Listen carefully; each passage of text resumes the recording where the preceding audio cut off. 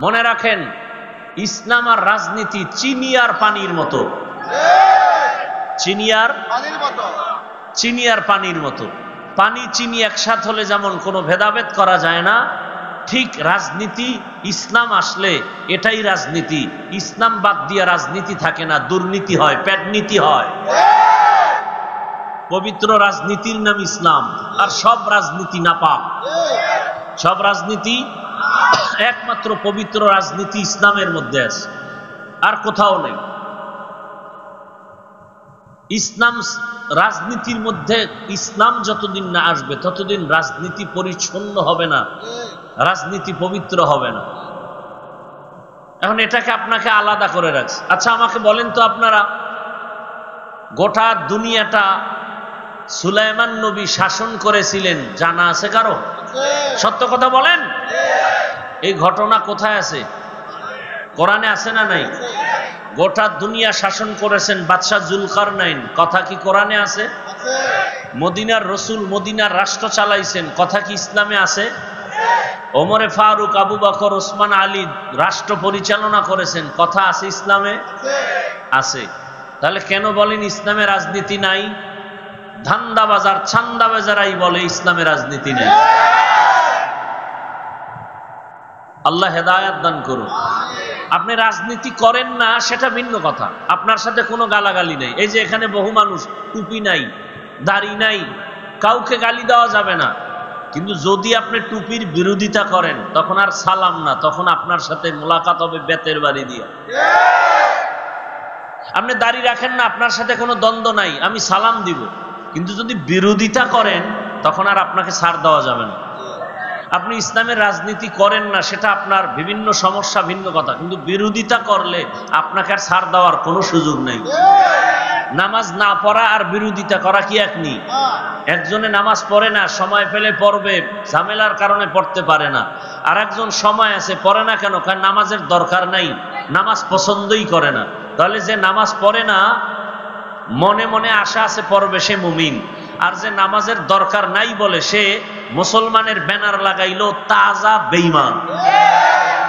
যে দাড়ি রাখে না সে মুমিন, যে দাড়ি পছন্দ করে না সে বেঈমান, যে পর্দা করে না সে মুমিন, যে পর্দা পছন্দ করে না, বিরোধিতা করে, বেঈমান। ইসলামের রাজনীতি করে না সে মুমিন, কিন্তু ইসলামের রাজনীতির বিরোধিতা করে, সে বেঈমান।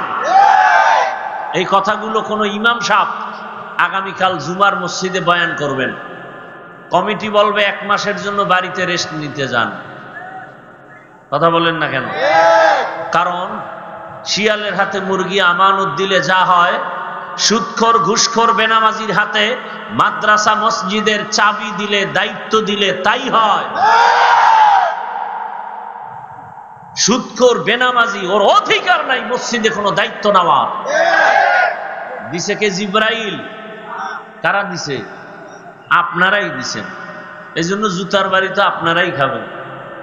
কপালে ডেকে আনছেন মুসিবত, আর করার কি? এখনো হুশ হয় নাই। পায়খানা খাইতে খাইতে চিন্তা করে আরেকটু দরকার, এবার মনে হয় পায়খানার সাথে বগুড়ার দধি মিশ্রিত হবে, তাহলে একটু এটার ফ্লেভারটা আলাদা আসবে না। নাপাক নাপাকি কোনো ফ্লেভারে কাজ হবে না। পাক ইসলাম। পাক কি? যে বিড়িটা নেয়ার সাথে দাঁড়াইলে সুগন্ধ না দুর্গন্ধ? এর ডবল যদি গাঞ্জা খায়, এর উপরে মদের বোতল, যেটা নামাজ পড়ে না, প্রস্রাব করে পানি লয় না, এরকম আছে না? মদের বোতল নিয়ে দৌড়ায়। এদের বডি না পাক, অন্তর না পাক, দেমাগ না পাক, চোখ না পাক, এদের দ্বারা সমাজ পাক হতে পারে না। আমার কথার কাউন্টার দেওয়ার মতো কারো সাহস থাকলে দাঁড়াও। যার দেমাগ না পাক, মেজাজ না পাক, খাবার না পাক, বডি না পাক, পোশাক না পাক, প্রস্রাব করে পানি লয় না, ওর পোশাক না পাক, এই নাপাক মানুষ সমাজের দায়িত্ব নিলে সমাজও নাপাক হয়ে যাবে। একজনে জামায় ময়লা লাগছে, কি লাগছে ভাই? আচ্ছা ময়লা ধরেন গোবর লাগছে, গোবর। গোবর চিনেননি কি ভাই? গোবর চিনেন তো? এই যে গোবর লাগছে, এখন এটা কি পাক না না পাক? এখন এটা পরিষ্কার করা লাগবে না? তাহলে এই কাপড়ের মধ্যে যে গোবর নামের নাপাক লাগলো, এটা পরিষ্কারের জন্য কি লাগবে বলেন? পানি। এখন আপনি পানি কোথায় পাবেন? খুঁজছেন, এলাকা নতুন, চিনেন না, পানি খুঁজা টুইজা পান না। তো একজনে কয় পানি তো তোমার কাছেই আছে, পানি তো। আর কূপে যাওয়ার দরকার কি? প্রস্রাবও তো পানি। তো প্রস্রাবের পানি দিয়া গোবর ধুইয়া নাও, বলেন কেমন পাক হলো? কথা বলেন, না পাক হলো না নাপাক আরো ছড়াইলো? তাহলে গোবরের নাপাক প্রস্রাব দিয়া ধোয়া যেমন, একটা সুদখোর ঘুষখোর ওর অন্তর নাপাক, দেমাগ নাপাক, মদখোর দেমাগ নাপাক, ঘুষখোর ওর দেমাগ নাপাক, বডি নাপাক, বেনামাজি ওর টোটালটাই নাপাক, এরে যদি কোন সমাজ পাক করো আরো নাপাক হবে, আরো নাপাক হবে। আল্লাহ হেদায়াত দান করুন। শান্তিতে আছেন তো? টের পান না। যখন ফিডা শুরু হয়ে যাইব না ফিলিস্তিনের মতো, সেদিন বুঝবেন যে না, এখন ইসলামের দিকে যাইতে হইব, না উপায় নেই। ওদিকে গেলেও খামু, এদিকে আইলেও খামু, তাই এদিকেই থাকি। আপনার ইসলাম মানতে এত কষ্ট কেন? আল্লাহ হেদায়াত দান করুন। তো এই দুই পদ্ধতি আল্লাহ দিলেন, এক পদ্ধতি থিওরিক্যাল কোরআন, প্র্যাকটিক্যাল পদ্ধতি রসুল। রসুল নাই, রসুলের অবর্তমানে প্র্যাকটিক্যাল পদ্ধতি, মানুষকে জান্নাতে নেওয়ার একমাত্র প্র্যাকটিক্যাল পদ্ধতি যেটা আছে, এর নাম উলামায়ে কেরাম, ওয়ারাসাতুল আম্বিয়া। আর কোনো শান্তির পথ নাই। কোরআন, উলামায়ে কেরাম, কোরআন সুন্নাহ, উলামায়ে কেরাম, এই দুই পথ ছাড়া শান্তির পথ জমিনে কোথাও। আল্লাহ পাক কোরআন, এই ইকো বন্ধ করো, পারলে রিভাব দাও, নাইলে বন্ধ রাখো, ইকো দিও না। আল্লাহ পাক এদিকে ইঙ্গিত করে বলেন, আমি কোরআন দিলাম কেন?